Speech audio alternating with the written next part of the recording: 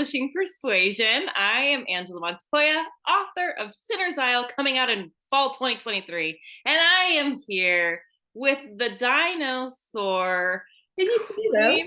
I can see them, girl. What are those? Velociraptors? Aren't they? Maybe. I Yeah, don't know. they are. It's just the first thing that came to I mind. thought it was a T-Rex, but no, you might be Okay. right. We'll say she's the T-Rex queen over here. Looking fantastic, fantabulous, glorious as always. Melanie Schubert, how are you today? I am very, I was going to say dragonific, but they're dinosaurs. I'm dinorific. Woo! We got there. We got there. Yeah, really good. Just riding the high vibes after chatting to Margie, who just, it was just like we were in, honestly, another one of those episodes. It was just like we're in the room together having a yarn with some tea, you know, like. Yeah, I know. She's just so fun, and like it went way fast. It went crazy fast, this interview. Yeah. I looked at the time. I was like, where did it go? But Margie Fuston, she just came with the heat today. She came with the heat, and honestly, her new book sounds so up my alley and so just deliciously dark and like sexy vibes. I just feel, and the cover's lush. The cover is lush. Both covers lush. It is. It's awesome. I know. And it's like, well, I have the UA UA. I'm not UK. I have what is this version? The American version? America, the country you currently reside. I have the US version. And it is amazing. I'm sorry. You got there in the air. I did. Shit, I don't know what happened. We lost power today for a little bit and it just blew my mind. So I don't know what country or state I live in, apparently. Don't worry, I'm that person. I still have to type in what year I was born into Google to check how old I am this year because I forget.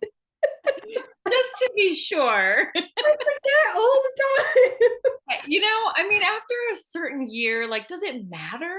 You know? No. All that matters is that we're glorious. And that's it. That's all that matters. How have you been this week? I've been good. I've been feeling good this week, I think. I'm pretty sure. Yeah, I've been feeling good. I'm slowly working through revisions of book 2.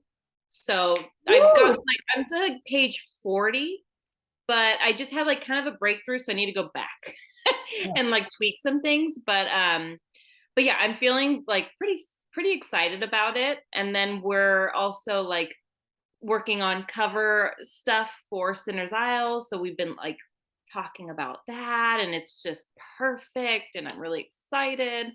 And so that's what I've been up to. How about you? I know you had a really fun week last week. Yes. And I have to thank you for getting because I finished my read through to the husband, and honestly, like it felt pretty clean. And I was just like, I wanted to send my my query, like my first 10 pages through to Manuscript Academy. And you, being the little nugget that you were, I was like, don't worry, no rush, no rush. But American Lightning over there was like, bitch, I've finished. Like the day I sent it to you. And so, yeah, I sent it off to the amazing Linda Camacho, who is our guest later this week. Yes. Yeah. Yeah, I've worked with her before through Manuscript Academy and just really always loved her feedback. It's always so on point. And so, yeah, I sent it to her and she had it back like in 2 days as well. So I don't know it was meant to be back in like 5 weeks, but she just powered through it. And like her feedback it made me so like happy and even more at peace about this book and what I've done with it. And like, and her notes like feel very easy to digest and implement those changes. So it's just, I can't recommend Manuscript Academy enough to writers who are kind of like emerging writers, you know, the pre-agent stage. It's just that, because like especially these days, it's rare as hen's teeth to actually get feedback on query materials. Did you not say that? Oh, but that is cute. I'm sorry. Have you never heard that? It's a blessing or gift I just gave you. It's a bit of the Nana saying, like, oh, I'm up to pussy's bow, love. Have you heard that? I used to work in an old people's home doing catering, like with the food service. I'd like to hand out all the food to the old people and prepare their lunch and stuff. And yes, I picked up probably a lot of these catchphrases are from there. I'm up to pussy's bow means I'm full. Like, so I would try give poor Aunt Florence, I'd try and give her some, like a biscuit or so. She's so skinny. And she'd be like, oh no, love, I couldn't possibly. I'm up to pussy's bow. And it would just slay me every time. So I just took it with me. But rare as hen's teeth is more common. Okay. Yeah. Well, I'm gonna start using that for sure.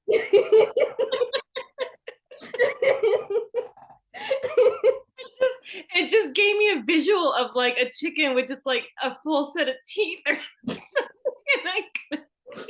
I'm sorry. I apologize. It just threw me. No, I loved it. It's of course because they have no teeth. So it's like super rare. It's like you can take that nightmare away from your brain. Thank you.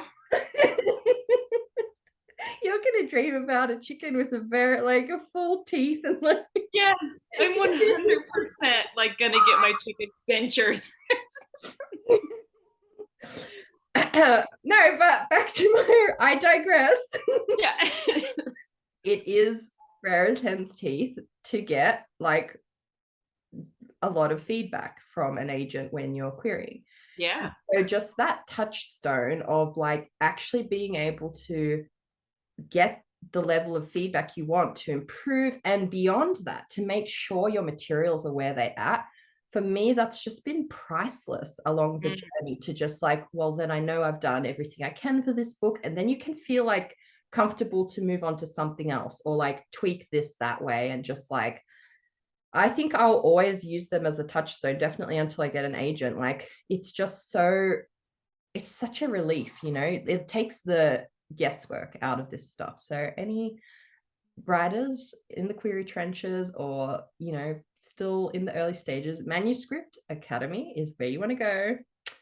And it's not just 10 pages, you can do like 50 pages. And well, I would argue that it's not that expensive for what it is, because you're getting like a Yeah.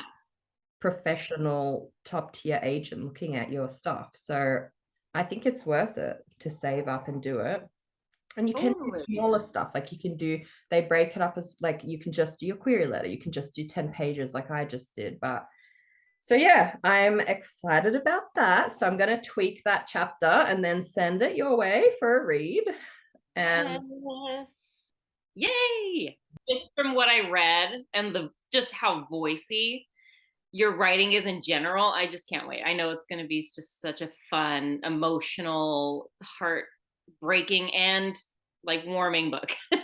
I hope so. It definitely feels like I think with this book I didn't stop. I didn't hold back anything like that I thought might be too. You know how Nova said to us, just write it like full throttle, like all the cheese, that advice has really changed how I write, because I realized before this I was like, oh, that might be a bit too wanky, or oh, that might be like, oh, somebody will roll their eyes at that, or maybe it's like not hitting the right, and I would like pull it back to what I thought felt more literary.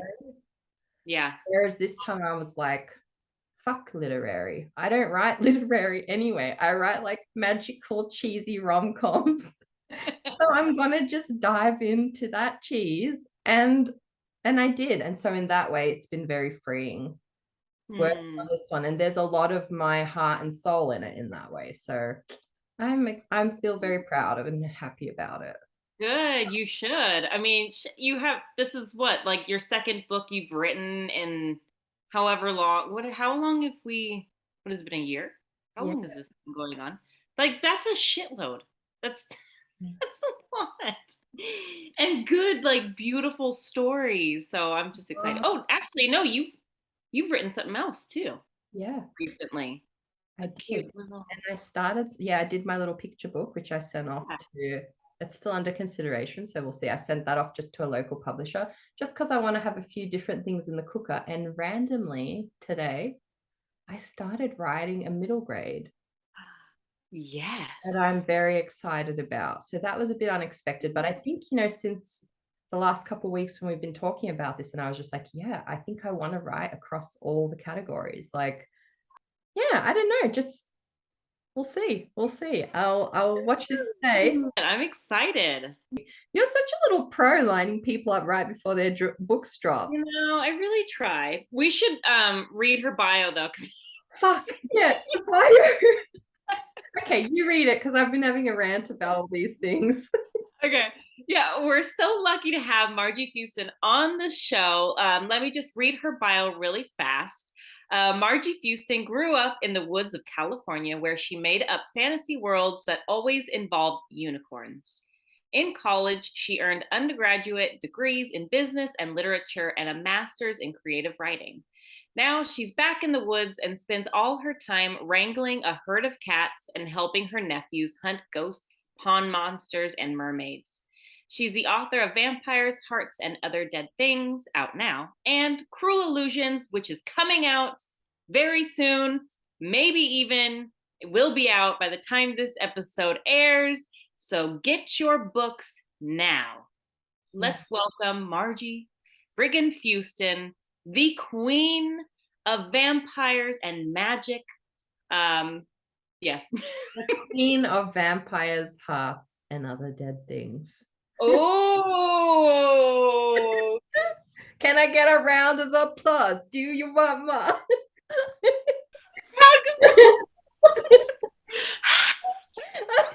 that was good. I just how funny that's going to sound on audio because I can see that you're screaming, the crowd goes wild, but the audio was just like. Oh, maybe that was my vampire impersonation. Did you ever think of that? I did. That's what it felt like. Well, it wouldn't be a complete end to the episode if we didn't do our vampire escape. I'm so glad you remembered what I was talking about. Was that from Margie's, like the original? I hope so. Well, did we have anyone else with vampires? I don't think so. I don't know. Well, if it was, she'll be right proper surprised. Yes. Please help us welcome Margie Fuston. And I've got a hair in my mouth. Just ignore me. Yeah. Since it's just us, I'm gonna get it. Got it. You got it. You're good. It has happened to me during recording, and we're like talking to someone, and it was either an agent or someone. I was just like, you're just gonna have to swallow that fucking hair. You're not like stop. I just can't. I know some people are really like relaxed on Zoom, and I am more relaxed now than I used to be, but just suddenly just plucking at my tongue mid-conversation. Like, bitch, you are swallowing that hair. Yeah. Handle it. We've all been there.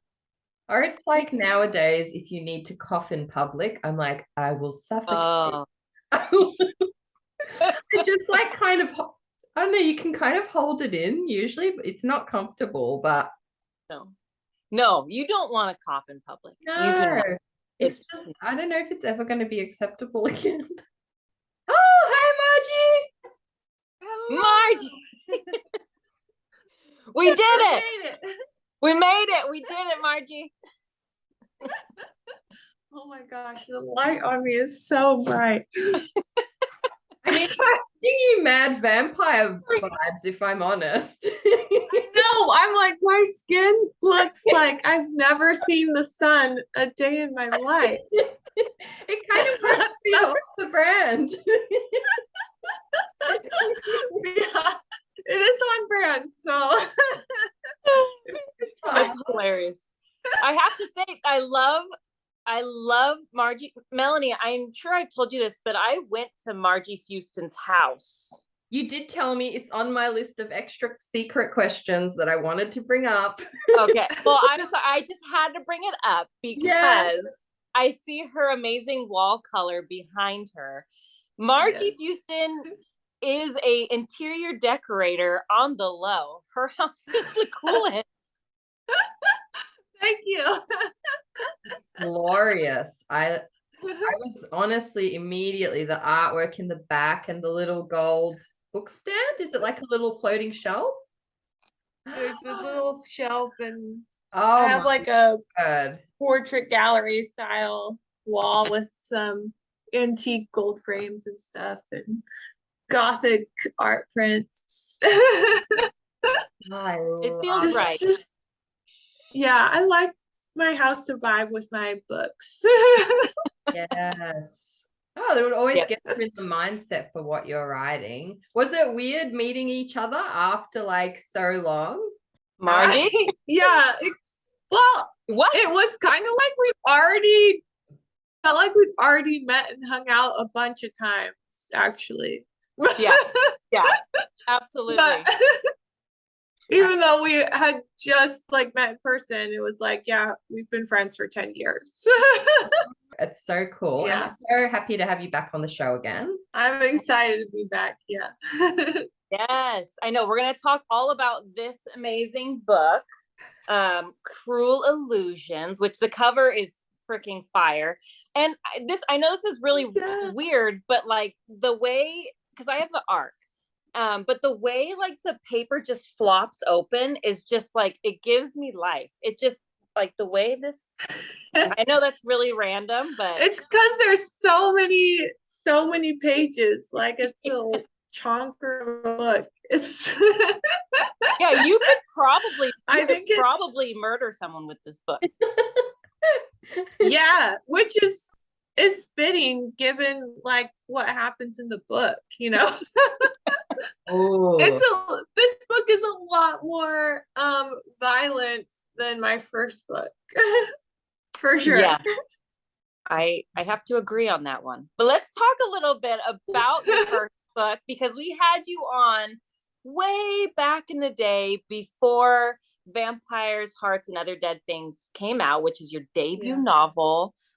Which, yes, I see it behind Melanie, right? I finally got my copy. It was so fun to be able to walk into Dimmicks and actually just buy it off the shelf. Happy days for this Australian, and it's glorious in person. And you got an award. Congrats. Yeah, thank you. How cool is that, Margie, though, to see like your book was in Australia on the shelves? I know, it's kind of, it's definitely surreal seeing it like in different countries, and like seeing the Italian translation came out, so like seeing it like in a totally different language. Like I still haven't managed to get a copy of it yet, but I've seen it on Instagram and stuff, and I don't know, it's just like kind of like, wow, that it wasn't even like on my bucket list, like foreign translation. So like it was like outside the realm of things I was hoping for. And so to see that happen was kind of like definitely a highlight. Oh, heck yeah. Can you give us a little synopsis of what Vampires, Hearts, and Other Dead Things is about? So it's about Victoria, and her dad is dying from pancreatic cancer. And basically they're at the point where they're like, there's no hope, you know, we don't have much time left. But she doesn't want to accept that.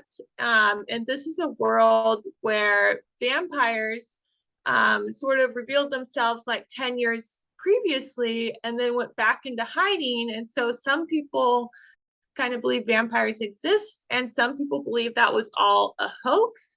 And Victoria and her dad are two of the people who like believe that vampires are real and that it was real. So they're pretty obsessed with vampires and like vampire media and pop culture. And so Victoria decides that she does have one more last hope, and that is to go to New Orleans in search of a vampire to turn her so that she can then save her dad. Good. It's so good. I mean, the way I wept during this book, the tears shed, I mean, I could have filled the sea. Yes. What's Yeah, it was, yeah, I mean, I get that response a lot. So, and I definitely cried writing the book too. There were definitely tears shed. It's so funny because I always say when I've like given a gift or I've written something and I say to my husband, I'm like, oh, that's gonna make them ugly cry. And he's like, the other day he was just like, is that just like the emotional, like, you know, you've made it when you made people cry? And I'm like, yes, obviously that's like what we aim for. So if you make yourself cry, it's even, because I think it's harder. I think it's harder to make yourself cry when you're writing it or to laugh. So if you're crying, you know you're onto something. Yeah, I'm usually like not a crier, so but that book, yeah, you destroyed me a little. Rightly so. So what has been your favorite thing about being a published author? I would have to say, especially because of that book, because it was like so emotional for me to write, like readers who reach out to me and, you know, have gone through some kind of similar experience with a loved one, and like them just like saying like that journey that Victoria goes on really meant something to me. So definitely the reader interactions, I would say. People who just really resonate with that story and the grief and what's it about has made me feel like it was worth it, because there were times when I was like, it wasn't worth it to mentally destroy myself to write this book. But like when I get those type of messages, I definitely feel like I made the right choice. That's so beautiful. And yeah, it's that connection that somebody finds in your book, because yeah, like you definitely, there's a lot of feels. That intro is unforgettably and emotional. What about the least favorite part for you? Like getting tagged in negative reviews is probably my least favorite part, because like of course you know that happens because writers, you know, tweet about it like, please stop tagging me in negative reviews. But it's like emotional whiplash. Like just last week someone tagged me in a review that was like, you know, this is phenomenal, this book was so good, I want to give it more than 5 stars. And then like literally like within the same hour someone else tagged me and said, I knew this was a trash book going in, but it was worse than I imagined. what? How dare they? I don't know. It did not resonate with them, but I don't know what goes through someone's mind that makes them think, you know what, I think the author should read this. That's so rude. It's brutal. I'm with you. Like, what goes through their head when they're like, hey, I hated this, let's tag the author and let them know. Yeah, I don't know. It was kind of baffling, but like so like I don't know. You get there's a lot of people that tag you, and the bad ones too. And I'm just like, I don't really want to see it. No. But like the ones that are so over the top, like this, I thought this was a trash book going in. I'm like, why'd you read it in the first place, for what? But like those ones kind of make me laugh, but also it's like, oh my gosh. Yeah, I would say that's my least favorite part, is being tagged and stuff like that. Yeah, that would be my least favorite too. Yeah, and at least you can giggle about like some of the more ridiculous ones, because I guess that's kind of all you can do, right, at this point. I mean, right, yeah. And like when I first like started, when my book was first coming out, I was like, I can read reviews, I can take it. But because like I used to be a professor, and like you used to have like student evals, and that never bothered me. Like one time, the question was like, what could make this class better? And the student said a different professor. So I was like, I can read. I mean, this is a student that continually plagiarized, so like I like had to get them in trouble and stuff. So I knew who wrote it. It was fine, but I thought I have a thick skin. I can read the reviews, but yeah, I stopped that really quick. I stopped after I saw one that called my main, said, I know this girl's dad is dying, but she doesn't have to be such a selfish bitch. And I was like, okay, no more. That actually burns. Ouch. Friggin' A. Yeah, that one stung a little, I'm sure. Yeah. And I mean, they didn't tag me in it. So like that was on me for like reading the reviews. But after that, I stopped. But I still get tagged in things. And like my least favorite thing to read is like how much you hate Victoria, like my main character. I'm like, okay, like I know she's a lot, but I wanted to write a character who was in a contemporary setting, but was just as ruthless as like some of the like fantasy girl characters got to be. I wanted her to just be willing to walk over everybody and everything to like save her dad. And so that comes off like, of course, like very abrasive. So I get tagged in that an awful lot. And that's one that I always like. That's the one that I think stings me more than like the over the top, this book was trash kind of thing. Is the one that like picks apart a character that I feel very attached to. So, but that's why my advice to debuts is to not read those reviews, even if you think you have a thick skin. Like, don't do it. There's something that will hurt you. You know, even if most things don't hurt you, you're gonna find a soft spot that bothers you. So, yeah. No, that makes total sense. Yeah. But I feel convinced, like just thinking about it, the kinds of people who would tag an author in a negative review are not the kind of people whose opinion I'd care about.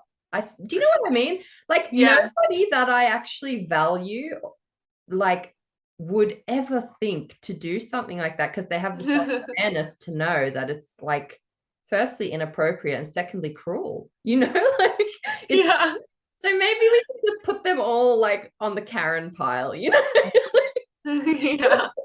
Yeah, if you're nasty, I will block you. I just block you. So hey, you got to protect your own mental health. Yeah, I'm not giving you a chance to read my next book. I'm just gonna block you and move on. Well, speaking of your next book, Cruel Illusions, which I have right here, as I've already mentioned.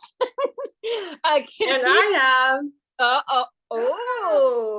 my UK edition. Well, okay, brag about it. Go ahead and brag about it. They just came in the mail. I don't have my US copies yet. We'll see if I get them before release. I'm excited. My money's on no. But I'm getting a little bit salty. Okay, you know what? It's okay. You're allowed it. You're allowed it. Can you tell us a little bit about Cruel Illusions? So Cruel Illusions is about Ava, whose mom was killed by a vampire, and it's actually set in the same world as Vampire Hearts and Other Dead Things, even though they're very different books, because like Victoria just dips her toe in the world of vampires, and Ava gets like thrown in completely into that world. So it's the same world where it's been like 10 years, about 10 years since vampires, you know, came out of hiding and went back. And so Ava's been kind of hunting for these vampires because she wants to kill some. She wants some revenge, because she knows what happens to her mom, even though not everyone believes her. But she ends up coming across this magic show because her parents were stage magicians.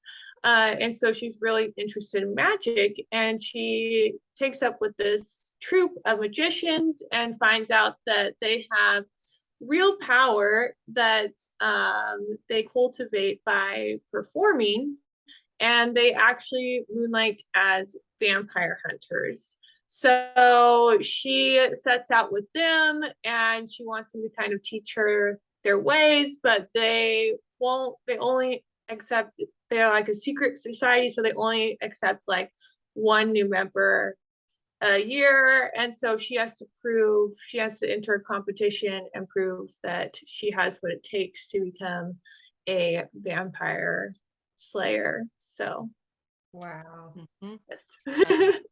It's got it all. Like, it's got everything like fun in that kind of genre, right? Like, you've got magic, you've got magicians, it is really a mashup of like everything that I love, like revenge, vampires, stage magic, competition. I'm a sucker for competition books. I was like, let's just put in every single thing that I find interesting. So I love that. And I love that you leaned into that, because it's something I've been thinking about recently. When I started writing more seriously, I was like, well, I won't do like a castle because this book has a castle, and I won't do this. And I like actually overwhelmed my brain trying to think about what I could write that wasn't already written. And it's such a like, it's so much more fun to lean into the tropes and like put in all the things that we love, and then it becomes your favorite book. Yeah, definitely. I think there's a reason that you like something and that other people are going to like it too. So I love that. Is that where you pretty much got your inspiration for this book, was just like pulling from all the things you loved? Or yeah, I got my inspiration. I actually like drew a picture like in my late teens, and I actually showed you the picture when you were at my house, and it's like this girl, and she has like a flower exploding from her chest, and like that actually did become a scene in the book, like, but that was like the seed of like, I was always like, I hung this picture on my wall, even though like it's not like great artwork or anything, but I hung it on my wall because there was a story in it. And so I spent years just looking at that and being like, okay, there's a story in somewhere. And then like I wanted to write a competition book. And so I think when I was writing that, it was like 2015 or something. And then it just that piece just fell into place, that this picture I had drawn like turned into a scene in the book, that I kind of built the novel around. But I really just like the idea of stage magic, and like, what if they had real magic, but they were pretending to do illusions for some reason. So it started out with that, and it had no vampires because at the time they were like, no vampires still. But it didn't work. The book didn't work without vampires. So it wasn't until I was able to come back to it and add the vampires that everything kind of clicked into place. So kind of like what we were talking about, Melanie, like you got to put in what you love for it to work. Like I tried to keep something out that I loved, and it didn't work. So yes, I got that's it good, because it's so relatable. And I think like, yeah, I think a lot of us go into it that way, kind of feeling like there's a certain way it has to be. And because you hear those voices a lot, like, oh, it's so derivative of, pick one of the most popular, like they're going to say Lord of the Rings or Harry Potter. They'll be like, it's so derivative of that. And you're like, those aren't the only people who can write witches and wizards. There was a million other books aside from those, and yeah, you Right. write what you love, and then you end up with a glorious masterpiece. I'm so excited to see whether I get, because I got it from Book Depository. I never know if I'm going to get the UK or the US version. It's always Oh. right. Oh. I can get a new one. Angela will be lusting after it. Oh. Was Whatever. it quite different for you writing the second book versus the first book? How was that for you? Yeah, so because people always talk about like the second book slump kind of thing where it's so hard to drop your second book, and I was like, oh cool, like I'm doing the book I wrote first before Vampire Hearts and Other Dead Things. I'm gonna avoid the second book slump. But the revisions for it killed me, so I did not avoid it at all, I think. Because I did have to go back in and add vampires to make it work. So like that itself was a massive revision that took me a significant amount of time. And then like the revisions on that book were a lot because I wrote that book back when I thought I was a pantser.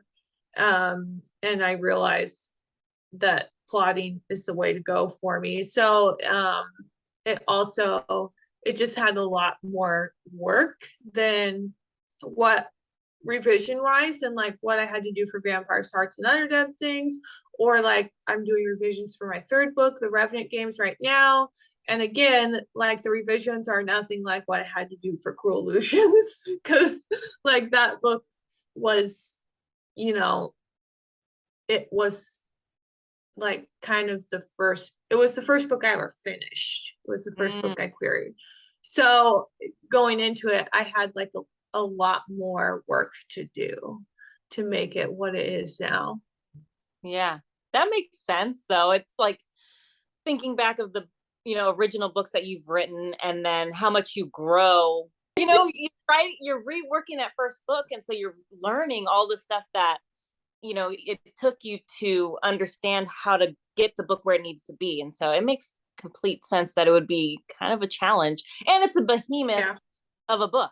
So that would probably be. Yeah, it felt like revising 2 books every time I had to revise, which was, I think, part of the painful process was like,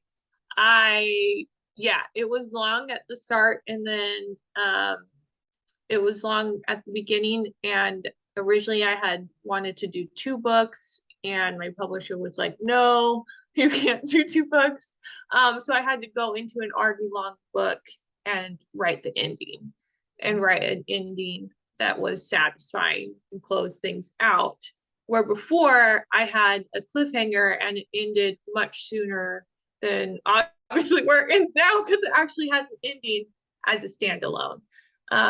So that also created a lot of work because I had to rethink the timing and pacing on everything. And, the pacing of the romance, I had plotted that out for 2 books.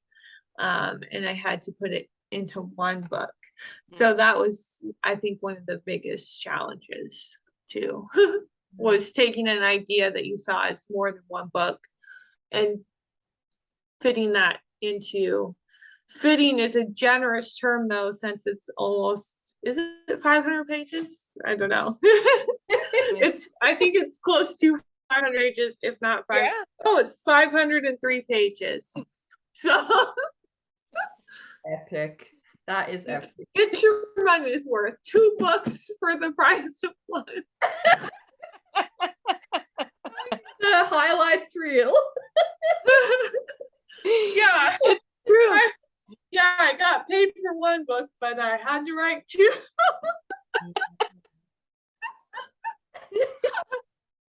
Getting a little salty.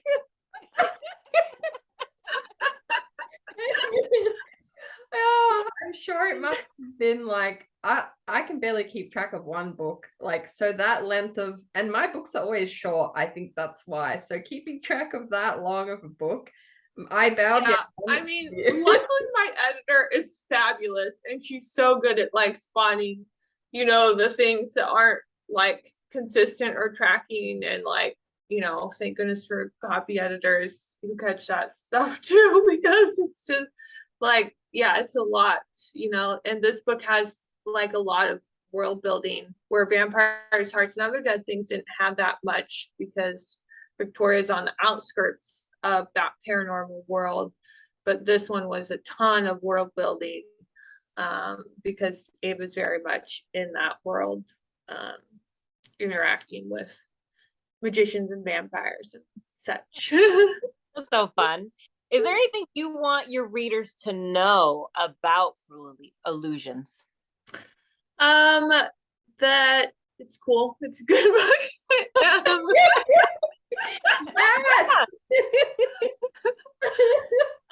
Yeah, I think I do want readers to know, because this is my second book. I want readers to know that it is, you know, a lot darker and grittier. It is very much a different book than Vampires, Hearts, and Other Dead Things. So I don't want people to be alarmed at the level of gore and stuff. Because it is fairly on the gory side. So yeah, so like my first book was contemporary with like a dash of paranormal. This one's full on contemporary fantasy with paranormal. So it's a lot darker. It's a lot grittier. It's, you know, yeah, got a lot of like twists and turns and Sounds amazing. so it's a more action-packed kind of book. So totally, I've got totally different vibes going on now. But they're both vampires. I think it'll appeal, you know, because I like them both. So I'm getting major underworld badass vibes. Like I mean, I haven't read it yet, but that level of badassery is coming through to me. And I don't do much gore, but I do it for that series, you know? Oh, yay. So I'm gonna be all here for it. I mean, I see our time is like disappeared between us all having a yarn over here. It's been so wonderful to have you back on, and I cannot wait to have my puppy fly through to me. And we're just cheering you on. You're a badass, Margie Fuston. We love Why, thank you. She is. That's it. That's all you have to say. She really and truly is. She is a badass genius. I'm pretty sure I've called her a genius many a time, and it's true. Appreciate it. Well, thank you guys so much for having me back. Like, no, thank you. Always a blast. We'll have you back every time you release a new book. We're ready. Perfect. The Revenant Games 2024. Woo! Vampires and witches in a full fantasy world. So. Yes, I am ready. Oh, Margie, what are you doing to me? My body is already ready. That sounds amazing. Thank you. I'm so excited about it. I'm really in love with this. I'm really in love with it. So. Oh, yay! Yeah.